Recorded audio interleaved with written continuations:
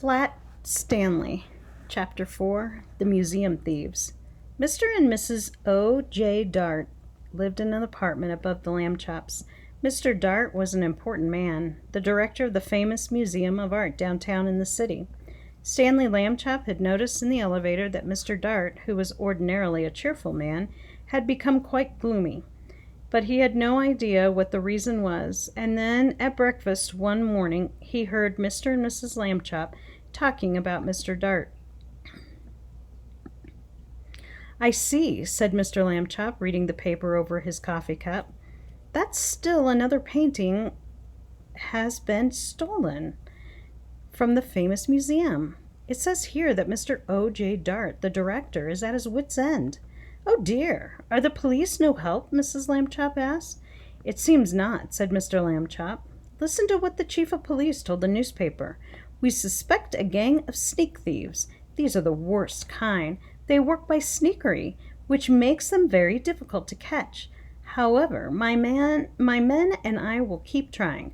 Meanwhile, I hope people will buy tickets for the policeman's ball and not park their cars where the signs say don't."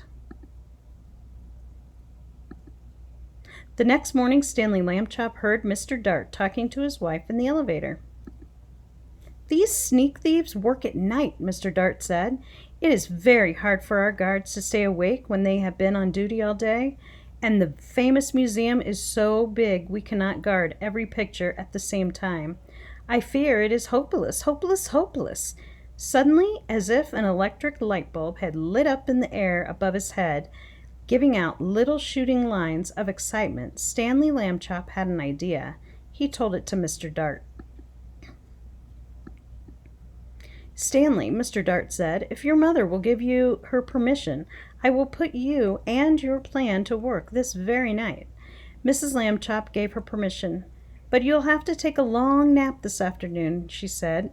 "I won't have you up till all hours, unless you do."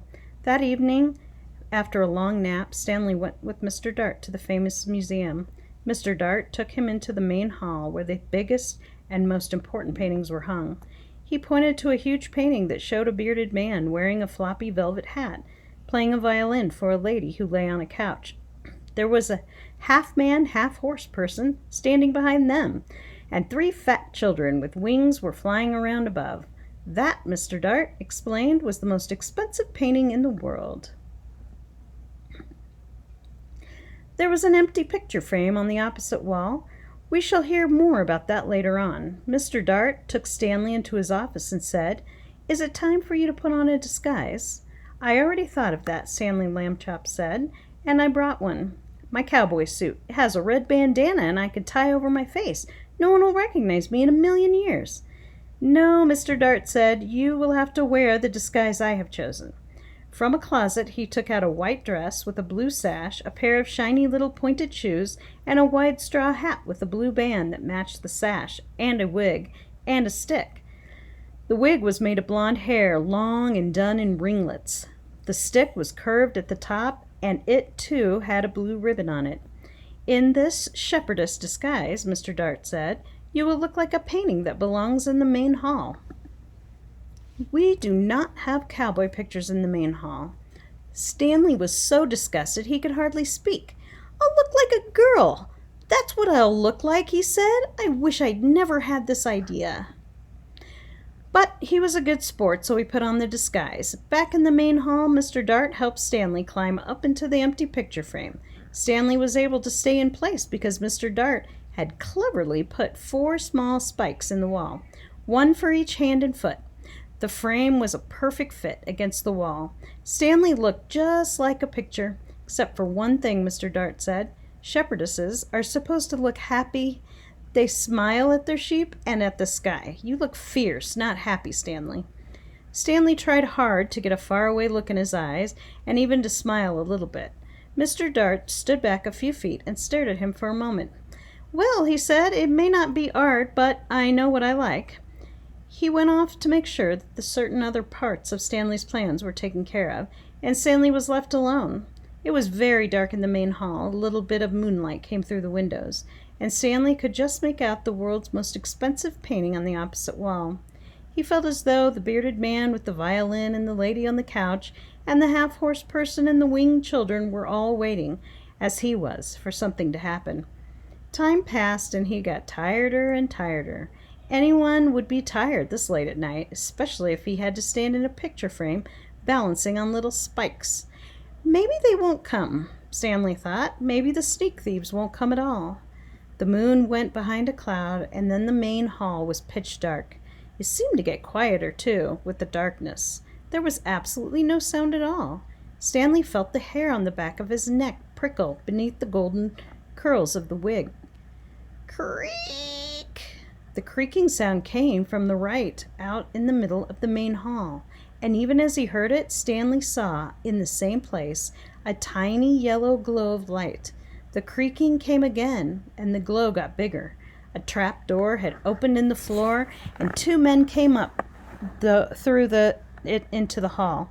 Stanley understood everything all at once. These must be the sneak thieves. They had a secret trapdoor entrance into the museum from the outside. That was why they'd never been caught. And now, tonight, they were back to steal the most expensive painting in the world. He held very still in his picture frame and listening to the sneak thieves.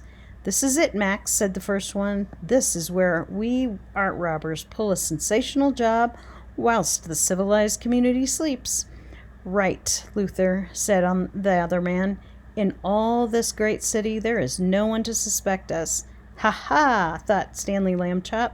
"That's what you think." The sneak thieves put down their lantern and took the world's most expensive painting off the wall. "What would we do to anyone who tried to capture us, Max?" the first man asked. "Well, we would kill him. What else?" his friend replied. That was enough to frighten Stanley, and he was even more frightened when Luther came over and stared at him. "This sheep girl," Luther said. "I thought sheep girls were supposed to smile, Max. This one looks scared."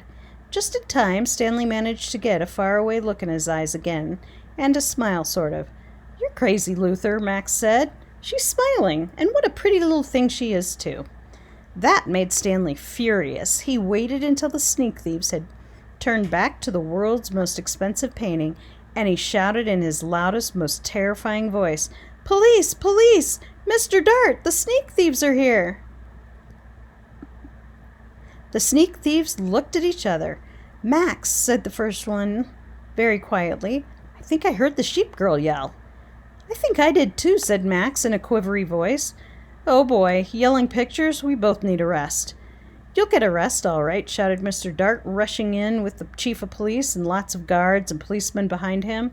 "You'll get arrested, that's what. Ha ha ha." The sneak thieves were too mixed up by Mr. Dart's joke and too frightened by the policeman to put up with the fight. Before they knew it, they had been handcuffed and led away to jail. The next morning, in the office of the chief of police, Stanley Lambchop got a medal. The day after that, his picture was in all the newspapers. Chapter 5, Arthur's Good Idea. For a while, Stanley Lambchop was a famous name. Everywhere that Stanley went, people stared and pointed at him. He could hear them whisper, "Over there, Agnes, over there. That must be Stanley Lambchop, the one who caught the sneak thieves," and things like that. But after a few weeks, the whispering and the staring stopped. People had other things to think about. Stanley did not mind. Being famous had been fun, but enough was enough. And then came a further change, and it was not a pleasant one. People began to laugh and make fun of him as he passed by. "Hello, Super Skinny," they would shout, and even ruder things about the way he looked. Stanley told his parents how he felt. "It's the other kids I mostly mind," he said. "They don't like me anymore because I'm different, flat." "Shame on them," Mrs. Lambchop said.